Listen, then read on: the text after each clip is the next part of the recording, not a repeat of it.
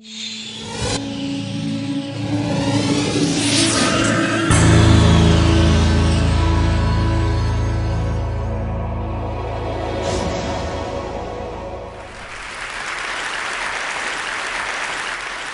is my first time at TED. Normally, as an advertising man, I actually speak at TED Evil, which is TED's secret sister organization that pays all the bills. It's held every 2 years in Burma. And I particularly remember a really good speech by Kim Jong-il on how to get teens smoking again. But actually, it's suddenly come to me after years working in the business that what we create in advertising, which is intangible value, you might call it perceived value, you might call it badge value, subjective value. Intangible value of some kind gets rather a bad rap. If you think about it, if you want to live in a world in the future where there are fewer material goods, you basically have two choices. You can either live in a world which is poorer, which people in general don't like, or you can live in a world where actually intangible value constitutes a greater part of overall value. That actually intangible value in many ways is a very, very fine substitute for using up labor or limited resources in the creation of things.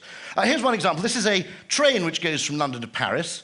The question was given to a bunch of engineers about 15 years ago, how do we make the journey to Paris better?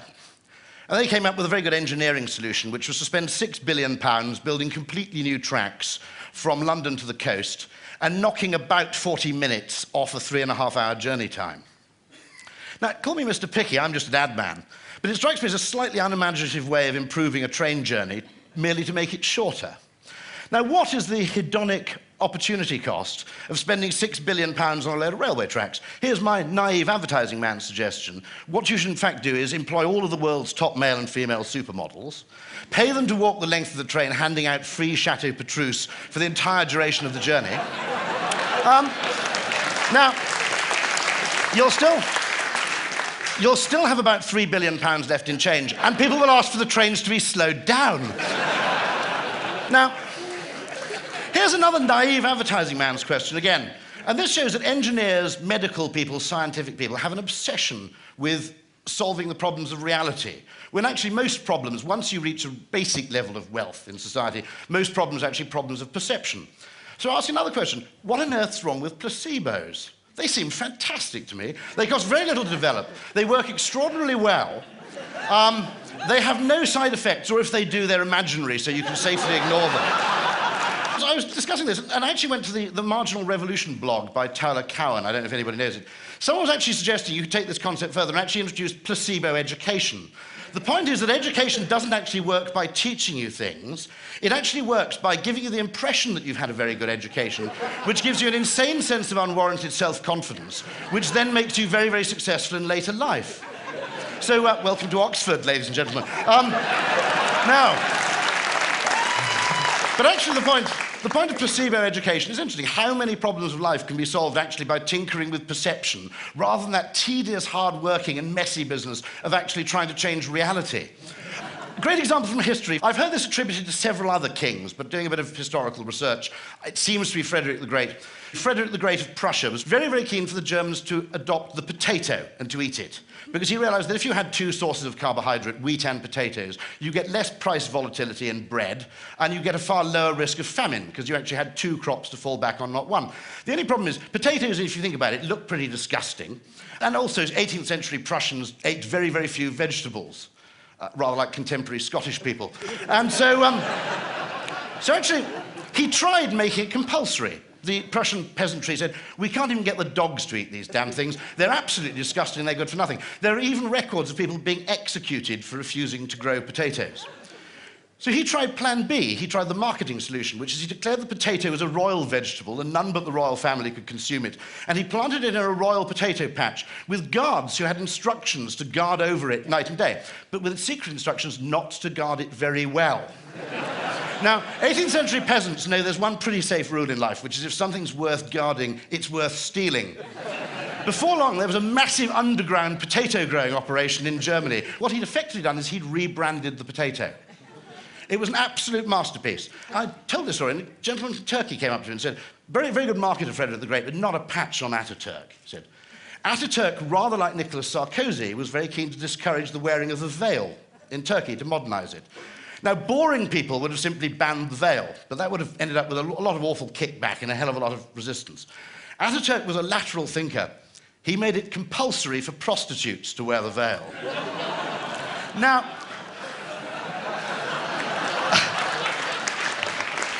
I can't verify that fully, but it doesn't matter. There's your environmental problem solved, by the way, guys.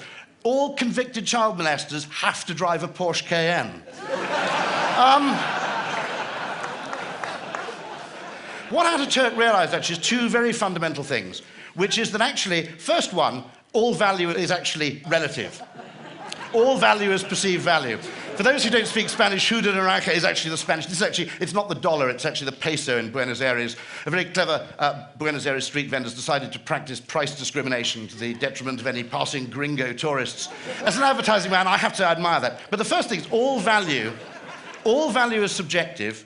Second point is that persuasion is often better than compulsion. These funny signs that flash your speed at you, some of the new ones on the bottom right now actually show a smiley face or a frowny face to act as a little emotional trigger. What's fascinating about these signs is they cost about 10% of the running cost of a conventional speed camera, but they prevent twice as many accidents. So the bizarre thing, which is baffling to conventional, classically trained economists, is that a weird little smiley face has a better effect on changing your behavior than the threat of £60 as a fine and 3 penalty points. Tiny little behavioral economics detail. In Italy, penalty points go backwards. You start with 12 and they take them away because they found that loss aversion is a more powerful influence on people's behavior. In Britain, we tend to feel, whoa, got another 3. Not so in Italy. Another fantastic case of creating intangible value to replace actual or material value, which remember is what, after all, the environmental movement needs to be about. This again is from Prussia, from I think about 1812, 1813. The wealthy Prussians, to help in the war against the French, were encouraged to give in all their jewellery, and it was replaced with replica jewellery made of cast iron. Here's one, Goldgabe für Eisen, 1813. The interesting thing is, for 50 years hence, the highest status jewellery you could wear in Prussia wasn't made of gold or diamonds, it was made of cast iron. Because actually, never mind the actual intrinsic value of having gold jewellery, this actually had symbolic value, badge value. It said that your family had made a great sacrifice in the past. So the modern equivalent would, of course, be this. But actually, there is a thing, just as there are Veblen goods, where the value of the good depends on them being expensive and rare, there are opposite kind of things, where actually the value in them depends on them being ubiquitous, classless, and minimalistic. If you think about it, Shakerism was a proto-environmental movement. Adam Smith talks about 18th century America, where the prohibition against visible displays of wealth was so great, it was almost a block on the economy in New England, because even wealthy farmers could find nothing to spend their money on without incurring the displeasure of their neighbours. It's perfectly possible to create these social pressures which lead to more egalitarian societies. What's also interesting, if you look at products that have a high component of what you might call messaging value, a high component of intangible value versus their intrinsic value, they are often quite egalitarian. In terms of dress, denim is perhaps the perfect example of something which replaces material value with symbolic value. Coca-Cola, a bunch of you may be a load of pinkos and you may not like the Coca-Cola company, but it's worth remembering Andy Warhol's point about Coke, where what Warhol said about Coke is, he said, what I really like about Coca-Cola is the President of the United States can't get a better Coke than the bum on the corner of the street. Now that is actually, when you think about it, we take it for granted, it's actually a remarkable achievement to produce something that's that democratic. Now, we basically have to change our view slightly. There's a basic view that real value involves making things, it involves labour, it involves engineering, it involves limited raw materials. And that what we add on top is kind of false, it's a fake version. And then there's a reason for sort of suspicion and uncertainty about it. I mean, it patently veers towards propaganda. However, what we do have now is a much more variegated media ecosystem in which to kind of create this kind of value. And it's much fairer. When I grew up, this is basically the media environment of my childhood as translated into food. You had a monopoly supplier. On the left, you have Rupert Murdoch or the BBC. And on your right, you have a dependent public, which is pathetically grateful for anything you give it. Nowadays, the user is actually involved. This is actually what's called, in digital world, user-generated content, although it's called agriculture in the world of food. This is actually called a mashup, where you take content that someone else has produced and you do something new with it. In the world of food, we call it cooking. This is food 2.0, which is food you produce for the purpose of sharing it with other people. This is mobile food. British are very good at that. Fish and chips and newspaper, the Cornish pasty, the pie, the sandwich. We invented the whole lot of them. We're not very good at food in general, but Italians do great food, but it's not very portable, generally. I only later discovered that the Earl of Sandwich didn't invent the sandwich, he actually invented the toasty, but then the Earl of Toasty would be a ridiculous name, frankly. Finally, we have contextual communication. Now, the reason I show Pernod, it's only one example. Every country has a contextual alcoholic drink. In France, it's Pernod. It tastes great within the borders of that country, but absolute shite if you take it anywhere else. Unicum in Hungary, for example. The Greeks have actually managed to produce something called Retsina, which even tastes shite when you're in Greece. But so much communication now is contextual that the capacity for actually nudging people, for giving them better information. B.J. Fogg at the University of Stanford makes the point that actually the mobile phone he's invented the phrase persuasive technologies. He believes the mobile phone, by being location-specific, contextual, timely, and immediate, is simply the greatest persuasive technology device ever invented. Now, if we have all these tools at our disposal, we simply have to ask the question, and Thaler and Sunstein have, of how we can use these more intelligently. I'll give you one example. If you had a large red button of this kind on the wall of your home, and every time you pressed it, it saved $50 for you, or put $50 into your pension, you would save a lot more. The reason is that the interface fundamentally determines the behavior. Okay? Now, marketing has done a very, very good job of creating opportunities for impulse buying. We've never created the opportunity for impulse saving.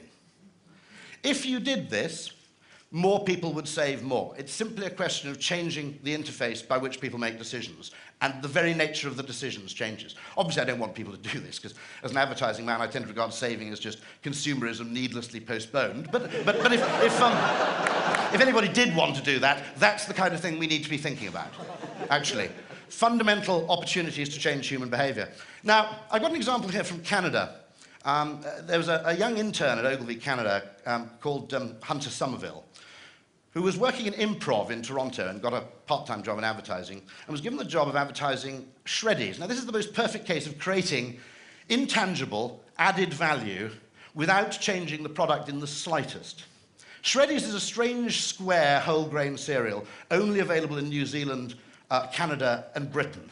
It's Kraft's peculiar way of rewarding loyalty to the crown. In working out how you could relaunch Shreddies, he came up with this.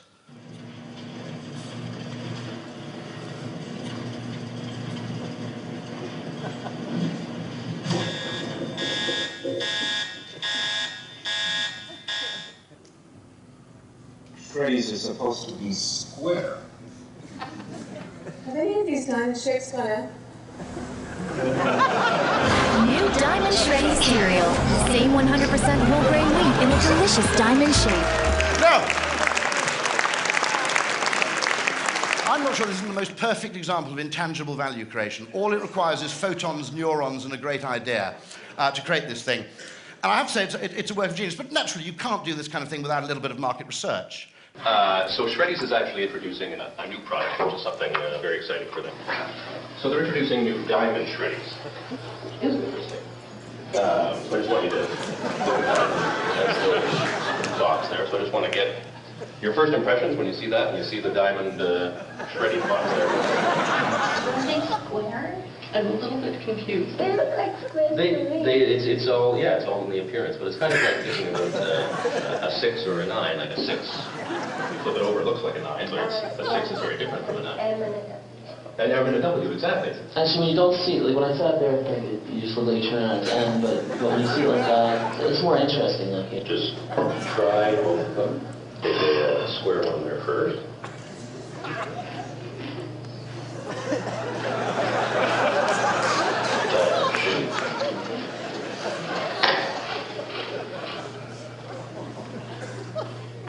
Which one did you prefer first of all?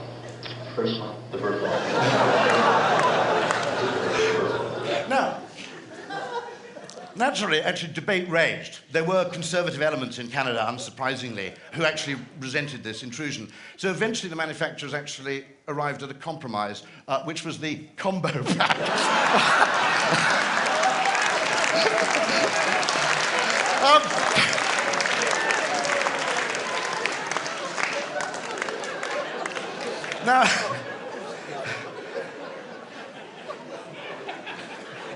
think it's funny. Bear in mind, there's an organisation called the American Institute of Wine Economics, which actually does extensive research into perception of things and discovers that except for among perhaps 5 or 10% of the most knowledgeable people, there is no correlation between quality and enjoyment in wine, except when you tell the people how expensive it is, in which case they tend to enjoy the more expensive stuff more. So drink your wine blind in future. But this is both hysterically funny, but I think an important philosophical point, which is going forward, we need more of this kind of value. We need actually spend more time appreciating what already exists and less time agonizing over what else we can do. 2 quotations to more or less end with. One of them is poetry is when you make new things familiar and familiar things new, which isn't a bad definition of what our job is.